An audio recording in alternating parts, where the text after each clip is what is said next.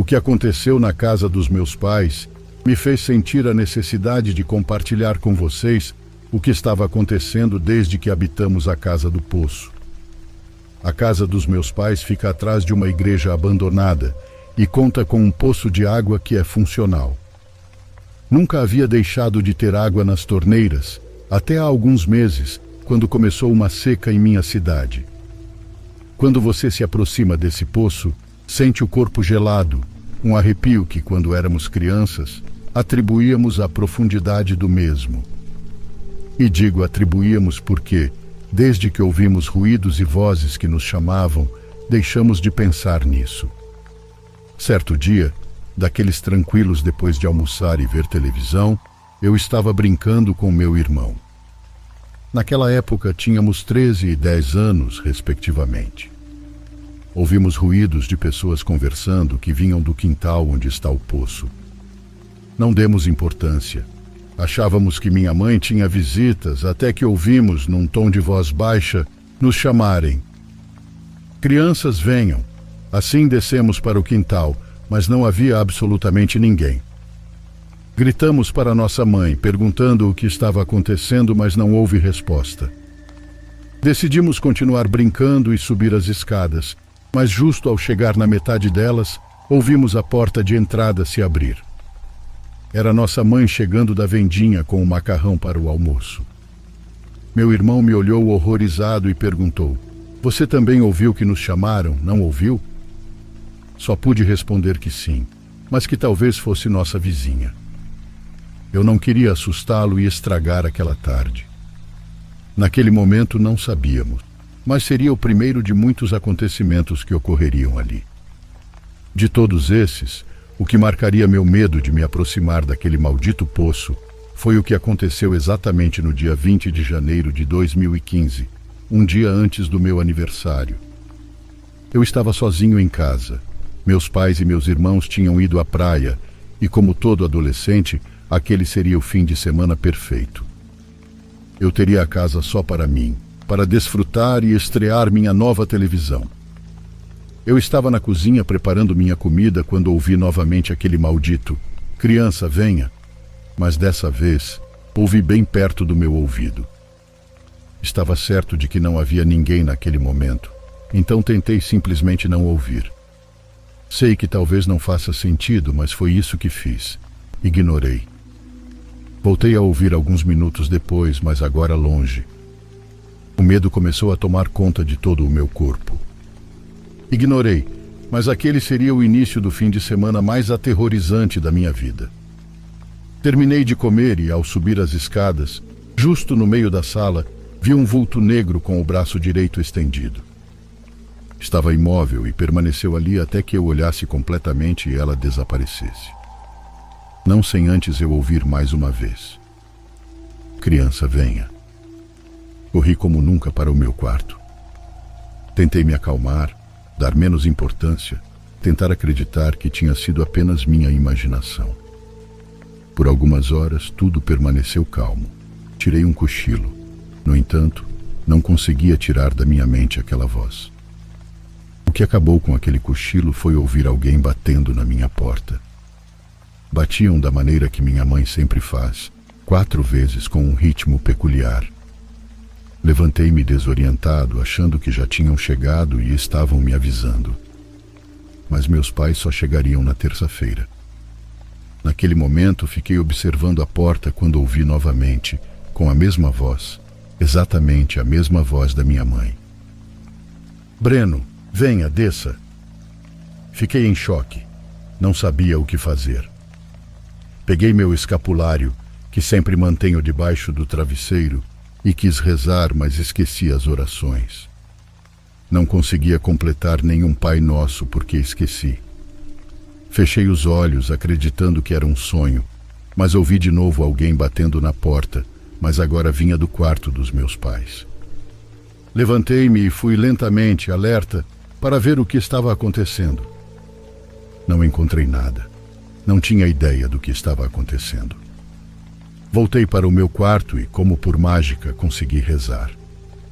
Isso me deu certa calma e continuei fazendo minhas coisas. A noite caiu. a fome apareceu. Caminhei pelo corredor que leva às escadas e, justo ao começar a descer, novamente ouvi aquela voz que queria me fazer acreditar que era minha mãe. Breno, venha, estou na frente de casa. Não sabia o que fazer. Voltei para cima tentando me acalmar quando novamente a vi. Aquela silhueta com a mão estendida. Desta vez não foi embora. Desta vez olhei diretamente para ela e ela ficou ali. Pouco a pouco, quanto mais eu olhava, ia tomando forma. A forma de uma mulher com cabelos longos, mãos muito longas e finas. Fiquei congelado. Tentava chorar, mas não conseguia. Era como estar fora do meu corpo. Apenas a via me olhar. Não se movia. Só estava ali, apenas olhando. Quando consegui voltar a mim, olhei para o meu relógio e tinham se passado 30 minutos dos quais eu não lembrava absolutamente nada. Eu sentia que tinham sido apenas segundos. Desci e tentei me acalmar. Preparei um café e um pão. Fiz isso para pensar em outra coisa, para realizar movimentos automáticos que me tirassem do transe de terror por um momento. Por um momento apenas. Justo quando ia morder meu pão, ouvi novamente. Breno, caramba, venha. Desta vez era um tom mais irritado, como se me estivesse repreendendo, mas ainda era a voz da minha mãe. Jurava que era ela. Fiquei desesperado e gritei. Já chega, você não é minha mãe.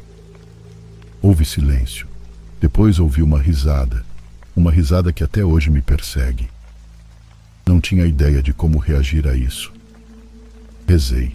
Rezei novamente, mas continuei ouvindo a mesma coisa. Não aguentava mais. Sabia que não conseguiria dormir nem fingir que nada daquilo estava acontecendo. Preparei minhas coisas e liguei para minha avó, que na época ainda estava viva e era nossa vizinha, a algumas ruas de distância. Peguei o telefone que estava na sala para avisar se podia dormir lá pelo fim de semana, mas tentava lembrar o número e não conseguia. É um número que até hoje lembro, mas que naquele momento não conseguia discar.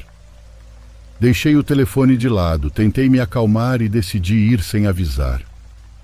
Sabia que contando a ela tudo ficaria melhor, e ao caminhar até a porta de entrada, o telefone da casa começou a tocar, com o toque que atribuíamos à minha avó. Eu não podia acreditar. Sentia que minha avó sabia o que estava acontecendo e por isso estava ligando. Atendi e ela me perguntou: meu filho, está tudo bem? Você ligou, mas só se ouvia sua respiração. E antes de desligar, você disse adeus. Está tudo bem? Quer que seu avô vá até aí? Justo quando ia responder que não, que nada estava bem, voltei a ouvir. Breno, venha aqui. Mas já não era a voz da minha mãe. Era a mesma voz que tinha rido antes. Corri, deixando minhas coisas. Tentei abrir a porta da sala, mas estava trancada. Usei minhas chaves, mas nenhuma delas abria. Era como se fosse outra fechadura. Não sabia o que fazer, mas por alguma razão me sentia seguro ali. Era como se ali eu não pudesse sentir nem ouvir nada. Finalmente o cansaço me derrubou e dormi. Não sentia frio, não sentia nada, só dormi. Achei que tudo era um sonho, um pesadelo. Acordei com a brisa da chuva. Eram 2 da madrugada, já mais tranquilo, e depois de ter descansado um pouco, criei coragem e corri para o quintal. Mas justo ao chegar, fiquei congelado. Lá estava a mulher que eu havia visto junto ao poço, com o braço estendido apontando para ele e com um sorriso que conseguia ver entre a escuridão. Vi que seus lábios se moviam, mas não ouvia nada, como se quisesse que eu me aproximasse. Minha mente rezava e rezava, e o que fiz foi correr para o meu quarto e me trancar. Sabia que não faltava muito para amanhecer, então fiquei ali com todas as luzes acesas. O amanhecer chegou e a chuva parou. Apaguei as luzes e, junto com meu escapulário, desci, como se nada tivesse acontecido. Não havia sinais de que alguém tivesse estado ali. Peguei minhas chaves e minhas coisas, não sem antes ver que a proteção daquele maldito poço Não tinha o cadeado que meu pai sempre dizia para não tirarmos para evitar acidentes. Não sei quem o tirou, se fui eu naqueles momentos em que não sabia o que estava acontecendo, ou se foi aquela entidade. Por favor, curta e se inscreva se você estiver gostando.